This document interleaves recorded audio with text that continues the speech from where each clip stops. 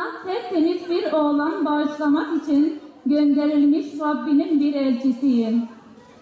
Rahmet kılmak için böyle yapacağız. Hem işte hükme bağlanıp bitmiştir.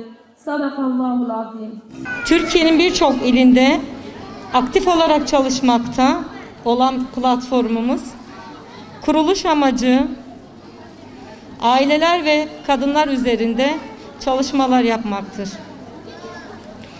TESEP, insanların yarısı kadındır, diğer yarısını da yetiştiren yine kadındır ilkesi gereği çalışmalarının ana eksenine kadını ihyayı koymuş bir platformdur.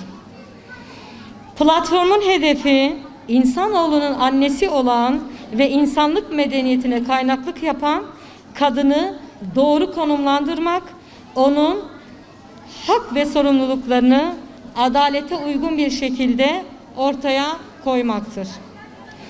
Tarih boyunca çeşitli topluluklar, medeniyetler, inançlar kadını konumlandırma konusunda ya ifrata ya da tefrite kaçmışlardır.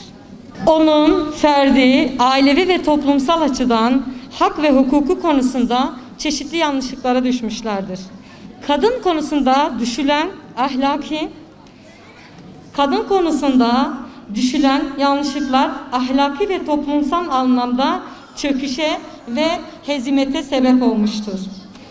Onun içindir ki bizim inancımıza göre kadın ifsat olduğunda toplum da ifsat olur. Kadın imar olduğunda toplum da imar olur.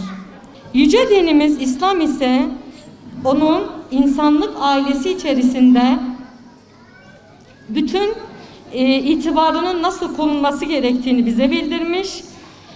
Bu korunmayı bize bildirirken kadının fıtri özelliklerini de göz ardı etmemiştir. TESEP olarak bizler de kadın konusunda referansımız Yüce İslam dinidir. Bugün kadın sömürülüyor, istismar ediliyor ve şiddet görüyorsa bunun nedeni kadının İslam'a verdiği değerin ve konumdan uzak bir hayata yönlendiriliyor olmasıdır. İçinde bulunduğumuz çağda sermaye sahipleri kadının kadınsı özelliklerini istismar etmekte, cinselliğini öne çıkarıp kimliksizleştirmeye çalışmaktadır.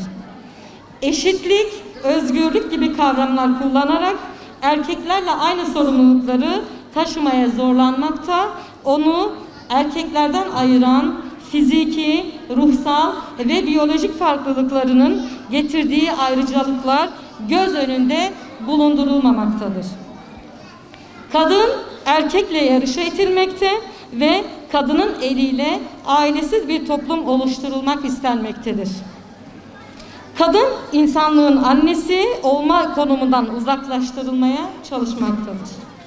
İçinde yaşadığımız toplum açısından bakıldığında milli eğitim sistemimizde izlenen yanlış politikalar, internet ve TV'de insanları değerini hiçe sayan ve ahlaki tanımayan bir yayın anlayışı, aileyi, gençleri ilgilendiren yasalarında uygunsuz olduğu ve bunun gibi birçok sebepten dolayı toplumda hızla ahlaki bir çöküntünün içerisine girmektedir. Nesillerimiz kendi değerlerinden yozlaşmakta, suç oranları ve bağımlılık oranları gün geçtikçe de artmaktadır. Bütün bunlar göz önünde bulundurularak TESEP ailesi olarak hedeflerimizi şu şekilde sıralayabiliriz. Toplumsal hayata kadının değerini, onurunu, kimliğini korumaya çalışmak, kadınları hak ve sorumluluklarını yaratılışlarına uygun bir biçimde ortaya koymak. Tesettürün ferdi, ailevi ve toplumsal hayatta kadına kazandırdığı itibardan kadınlarımızı haberdar etmek ve tesettürün yaygınlaşmasını sağlamak. Yozlaşan tesettür anlayışına karşı kadınlarımızı, gençlerimizi ve çocuklarımızı bilinçlendirmeye çalışmak. Gün geçtikçe artan ahlaki yozlaşmayla mücadele etmek. Gençlerimizi zararlı bağımlılıklardan korumaya çalışmak, bağımlılıklara iten sebepler üzerine çözüm yolları geliştirmek. Nesillerimizi İslami ve ahlaki değerlerle yetiştirmeye çalışmak. Eşlerin birbirlerine karşı olan sorumluluklarını onlara hatırlatmak ve bu konuda oluşturulan yanlış algıları da ortadan kaldırmaya çalışmak. Eşleri birbirleriyle sorun yaşayan hanımlara çözüm konusunda yol göstermek ve rehberlik etmek. Genç kızlarımıza evlilik konusunda doğru tercih yapabilmeleri açısından rehberlik etmek, nişanlık dönemi, nişan, kına ve düğün merasimlerinin ahlaki değerlerimize uygun bir şekilde gerçekleşmesi açısından gençleri ve ailelerimizi bilinçlendirmek. Bulunduğu her ortamda insanları Allah'a davet eden ve ben Müslümanlardanım diyen bir gençlik yetiştirmek. Gençlerimizin fazilet sahibi bireyler olması için gereken eğitimi vermeye çalışmaktır. Namusun timsali, yoktur ki senin emsalin. Sen bir peygamber annesin, bu Rabbinin hediyesi.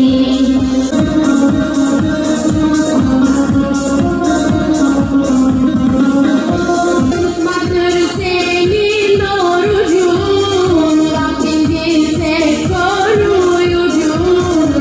Ailelere korku salar, İsteklice duruşun.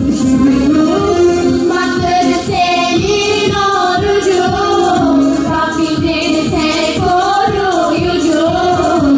Ailelere korku salar, İsteklice duruşun. Kur'an-ı Kerim'de ismi zikredilen, ismi bir sureye verilen tek kadın olan Hazreti Meryem'in ismi 34 defa zikredilmektedir. Hazreti Meryem küçücük yaşına ve hahamların kötü muamelesi ve davranışlarına rağmen sabredip kendisini ibadete ve Allah'ın zikrine adadı.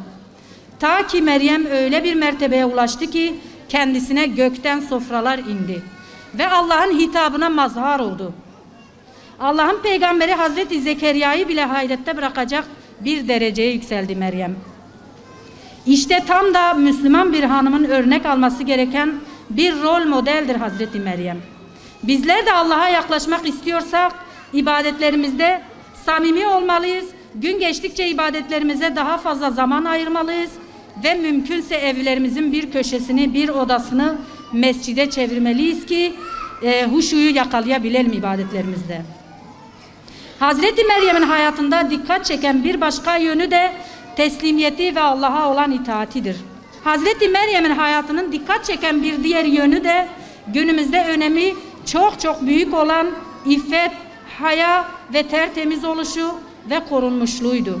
Maalesef üzülerek söylemeliyim ki gerek din düşmanlarının bilinçli projeleriyle gerek anne babalarının evlatlarına veremedikleri eğitimden dolayı hayasızlık başını almış gidiyor.